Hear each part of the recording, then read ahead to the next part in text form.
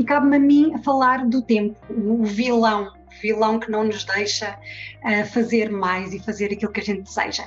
Quando eu me lembro do tempo, recordo-me sempre de uma série que existiu há uns anos atrás, a Twilight Zone, na quinta dimensão.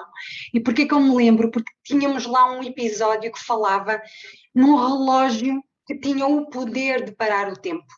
Quem tinha o relógio na mão parava o tempo. E, de facto, é o que nós desejávamos também ter esse poder de parar o tempo e prolongar a vida nos momentos em que nós precisamos. Mas isso é uma utopia, portanto, isto é ficção.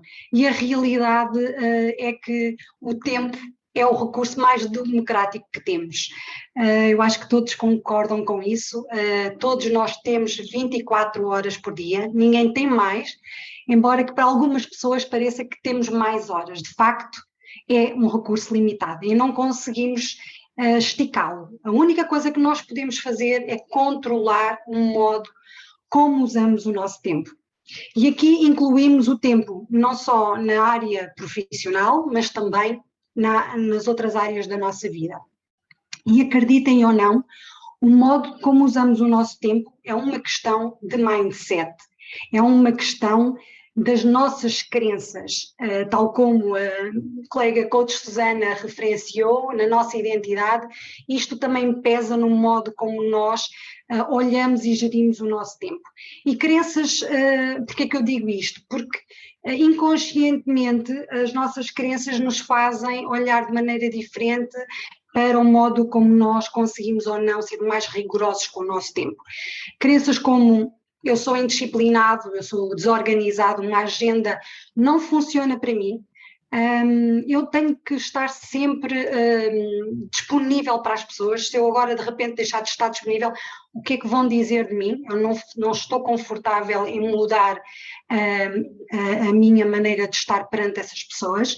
A minha equipa está constantemente a solicitar a minha intervenção e eu tenho que estar disponível para a minha equipa, para os meus clientes, senão estão sempre a telefonar-me.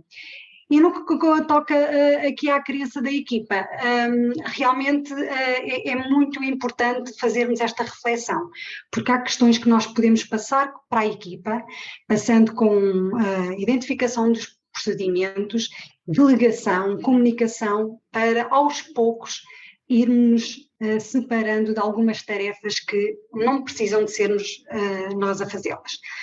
Se trabalharmos sozinhos, aqui o processo é outro. Temos que, de facto, olhar para o nosso tempo e ver as nossas prioridades, planificá-las e sermos rigorosos com essa prioridade. Então, o modo como nós usamos o nosso tempo tem que ser um modo consciente. E esse modo consciente, por vezes, também é condicionado pelo meio ambiente que nos rodeia. Também já referido anteriormente pela minha colega coach Susana. De facto, o ambiente condiciona também os nossos comportamentos, a mudança dos nossos hábitos e os nossos padrões comportamentais. E a maioria das pessoas depois tem muita dificuldade em fazer as alterações e mantém-se muito ocupado, sem tempo para adicionar novos projetos, ir ao ginásio, ter mais tempo com a família, porque o tempo não lhes rende. E sentem-se improdutivas, começam a gerar insatisfação, frustração, porque depois não têm esse tempo que de facto desejavam ter. E agora eu pergunto-vos, quando decidiram ter um negócio próprio, ter uma empresa, um dos objetivos não era de serem donos do vosso tempo? Comentem aqui no chat. Afinal, o que é que acham que aconteceu? O que é que acham que realmente vos está a impedir de serem verdadeiramente donos do vosso tempo? O que é que é preciso acontecer? O que é que faz falta? Então, enquanto vocês ganham coragem aí para partilhar, eu vou aqui seguir. Isto acontece porque a maior parte das pessoas, lá está, embrenha-se no limbo do dia-a-dia e não assume o controle do seu tempo. Não para planear e o modo como usa o tempo não decorre de escolhas conscientes. Temos, de facto, que assumir a nossa cota de responsabilidade. Temos que olhar para o modo como estamos a usar o nosso dia, a nossa semana, o nosso mês e planificar agora de maneira diferente para que neste último trimestre as coisas venham a acontecer de maneira diferente. Para que as coisas mudem, temos que fazer coisas diferentes. E quero desde já felicitar a todos os que estão aqui hoje, porque já estão a mudar alguma forma como ocupam o vosso tempo. Decidiram estar aqui, vão decidir, porque estão a parar, vão refletir, vão pensar, vão projetar os vossos principais objetivos para ver como os vão implementar no decorrer deste último trimestre. E não basta fazermos a lista de tarefas que também tem que ser feita, ok?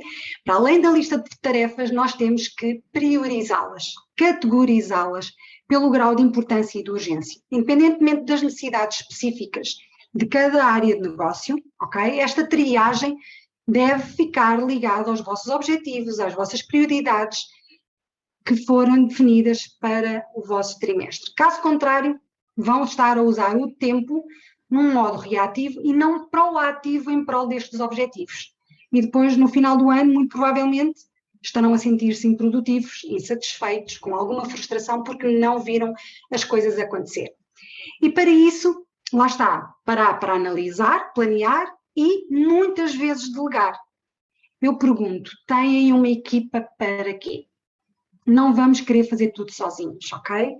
Se não têm ainda uma equipa, lá está, temos que planear o modo como vamos fazer as coisas em direção aos nossos objetivos. Mas quando temos uma equipa, temos que olhar para ela nos auxiliar e começar por delegar o básico. Delegar, atenção, não é abdicar. Vamos precisar de treinar, vamos assistir e verificar se as tarefas estão cumpridas nos timings que são necessários para elas acontecerem. E depois comunicarmos à equipa as mudanças, não é? As mudanças que vão acontecer, os timings específicos quando as coisas vão começar a acontecer. E depois isto é um processo, eu não posso dizer que é um processo fácil, não acontece de um dia para o outro, mas é simples, é só um processo que tem que ser implementado. E há inúmeras ferramentas, portanto, há situações que se aplicam melhor a um determinado perfil de pessoas e a um determinado tipo de situações. E eu agora vou abordar aqui algumas, tomem notas, para identificarem algumas que na vossa análise poderão ser as opções mais viáveis para vocês. Portanto, isto não é um dado fixo, umas coisas funcionam melhor do que outras em determinadas pessoas, em determinadas situações. E então, eu vou começar pela ferramenta da análise de Pareto. Aqui a regra dos 80-20. Ajuda-vos a priorizar as tarefas para resolver problemas, desafios, situações que têm em cima da mesa. E a ideia aqui é vocês terem uma análise de que 20% de algumas ações irão ser as responsáveis por 80% dos resultados. Esta ferramenta é extremamente útil para pessoas muito analíticas. Depois temos a técnica do Pomodoro, que algumas pessoas penso que já devem ter ouvido falar. Vamos dividir a lista de tarefas que têm que ser executados por blocos de tempo entre 25 e 30 minutos e depois vão ser intervaladas com intervalos de 3 a 5 minutos, onde a pessoa pode descansar a atividade cerebral. Aqui é muito bom para pessoas que têm um longo dia, que se sentem já cansadas, exaustas, e também é muito útil para pessoas criativas. Depois temos a matriz da Eisenhower, que eu de alguma forma já mostrei anteriormente. Isto é muito bom para as pessoas que têm os cargos de chefia, de liderança. Também muito bom para pessoas com pensamentos muito criativos e que lidam com decisões complexas. Depois temos também como ferramenta a lei de Parkinson. Aqui é muito necessário olhar para a lista de tarefas e definir um tempo que nós entendemos que é o tempo ideal para a realização das tarefas e depois será efetivamente o tempo que nós alocarmos no nosso dia, na nossa semana para a concretizar. Esta ferramenta é útil para as pessoas que estão sempre a adiar as coisas ou se atrasam na concretização das tarefas, porque depois temos um timing, um cronómetro para passar a tarefas seguintes e funciona muito bem para pessoas também que gostam de trabalhar com timings, com essa pressão de timings, ok? Não serve para todos, como eu disse anteriormente. Depois temos aqui o método de agenda, que é o mais usual na maioria das pessoas, em que se põe o dia integral, inclui pequeno almoço, as deslocações necessárias e preenchemos o dia e temos o dia focado na calendarização dessa ordem. Muito ideal para pessoas também com muita atenção ao detalhe, muito ideal também para pessoas que têm vários negócios, trabalhadores, estudantes, pais, inclusive, que têm os horários dos filhos também encaixados nos seus. Depois temos um método Getting Things Done, o método GTD, que é um método que ajuda a executar tarefas planeadas, mas que ainda não arrancaram no horizonte temporal. É possível dividir em peças acionáveis, ideal para pessoas que têm dificuldade em se focar num único assunto, numa única tarefa, num único projeto, e assim conseguem estar focados numa situação de cada vez.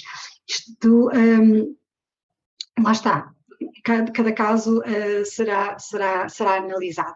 Depois também temos aqui o método de planeamento rápido, é um método desenvolvido pelo Tony Robbins, que muita gente pensa que conhece, é um dos gurus do desenvolvimento pessoal, entre outras coisas, e que é um método que ajuda a condicionar e treinar o cérebro para focar nos resultados que queremos alcançar.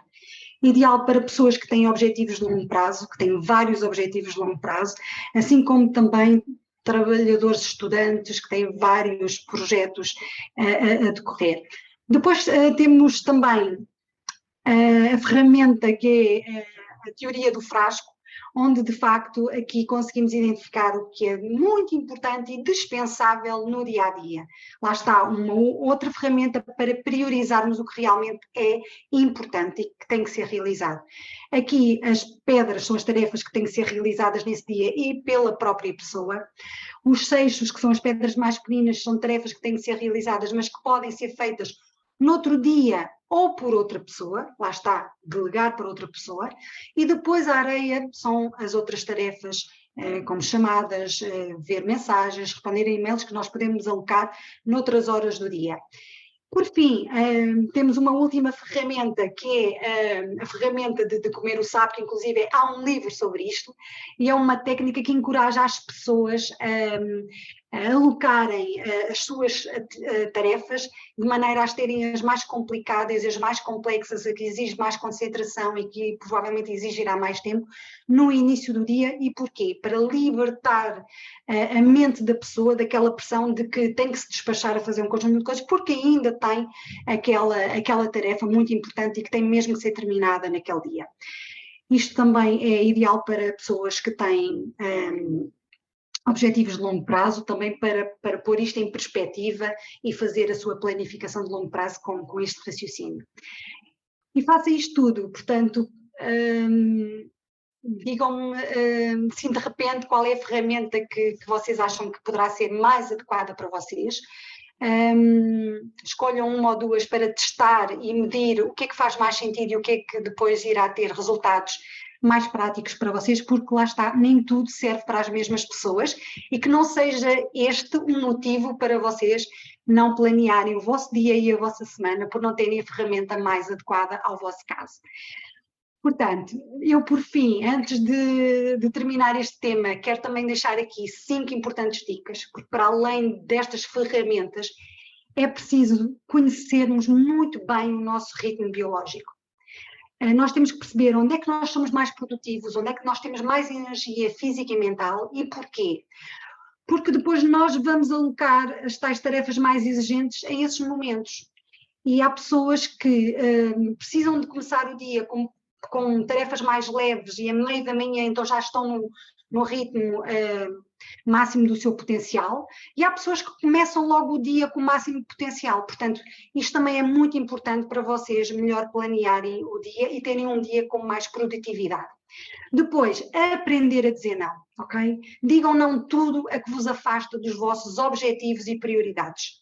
O que for aqui definido hoje e amanhã, identifiquem o que é que vocês vão começar a dizer não para vos ajudar a concretizar e terem um melhor plano.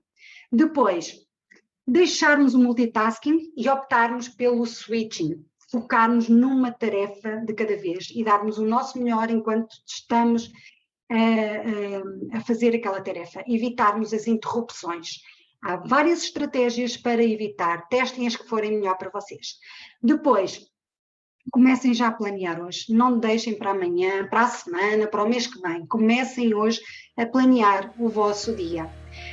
Por fim, comecem hoje a autodisciplinar-se, porque só assim vão conseguir ter mais liberdade para aproveitar melhor o vosso tempo em todos os sentidos, não só na perspectiva profissional, mas para também terem tempo para os vossos hobbies, para a vossa família, para descansar.